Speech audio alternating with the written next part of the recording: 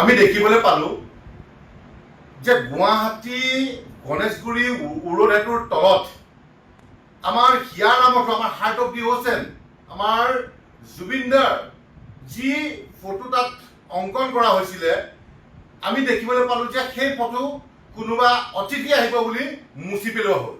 গতিকে এটাই আমি কথা ক'ব বিচাৰিছোঁ স্পষ্ট ভাষাৰে যে এই যি কাৰ্য কৰিলে জি এম চিয়ে যি কাৰ্য কৰিলে এই কাৰ্যক আমি অসমীয়া যুৱ মঞ্চত তীব্ৰ ভাষাৰে গৰিহণা দিছোঁ, নিন্দা কৰিছোঁ।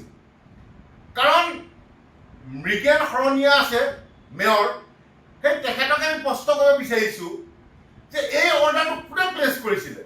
আমাৰ হিয়াৰামতো ফটোখন মুচিবৰ কাৰণে এই অৰ্ডাৰটো কোনে দিছিলে? ইমান নিন্দনীয় ইমান ঘৃণনীয় কাম আপোনালোকে কৰিব পাৰে? সেই 19 ছেপ্টেম্বৰ আমি পাহৰি যোৱাই নাই। মানুহে এতিয়াও সমগ্ৰ অসমৰ লগতে গোটেই ভাৰতবাসী কান্দি আছে। আৰু সেই সময়ত আপোনালোকে কি কৰিছে যে আমাৰ হিয়াৰামতো জুবিনদাৰ ফটোখন আকৌ মুচি পেলাইছে, আমাক পাহৰোৱাৰ চেষ্টা কৰিছে। কিন্তু এইটো অসম্ভৱ। আপোনালোকে ফটো মুচি হয়তো কাৰোবাক পঢ়াবৰ কাৰণে এইটো চেষ্টা কৰিব পাৰে, কিন্তু আমাৰ অন্তৰত তোমাক কোনে পঢ়াব?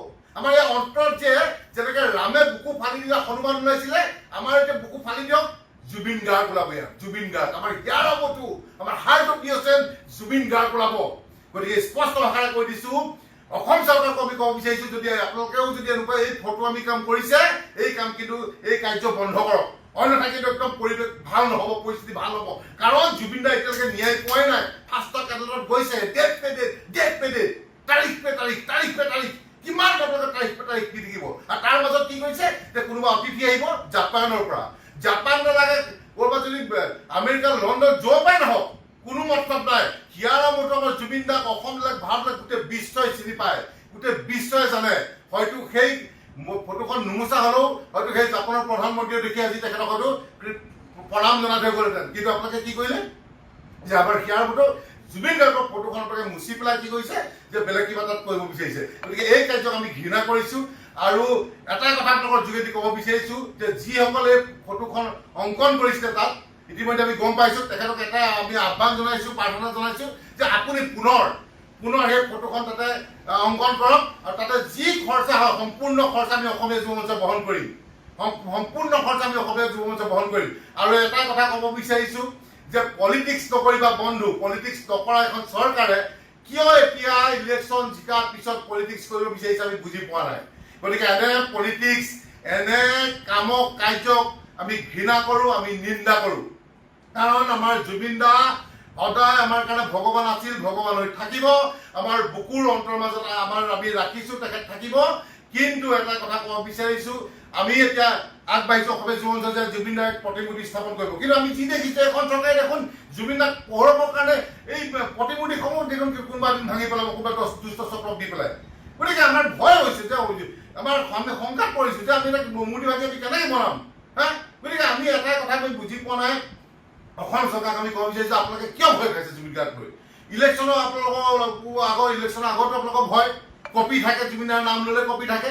জুবিনদাৰ ন্যায় বিচাৰি আমি প্ৰতিবাদ কৰিবলৈ গ'লে গ্ৰেপ্তাৰ ভয় দেখুৱাই, কেছৰ ভয় দেখুৱাই। এতিয়া জুবিনদাৰ আপোনালোকে এতিয়া ইলেকশ্যন জিকাৰ পিছতো আকৌ জুবিনদাৰ ইমান ভয়, লাজ লগা নাই আপোনালোকৰ? গতিকে আপোনালোকে চিধা কথা কৈছোঁ যে তেনেকুৱা কাৰ্যৰ পৰা দূৰত থাকক, অন্যথা কিন্তু অসমীয়া যুৱ মঞ্চে এৰি নিদিব, অসমৰ জনগণে এৰি নিদিব, ভাৰতৰ জনগণে আপোনালোকক কিন্তু এৰি নিদিব। ইয়াৰ প্ৰত্যুত্তৰ কিন্তু বেয়াকে হ'ব।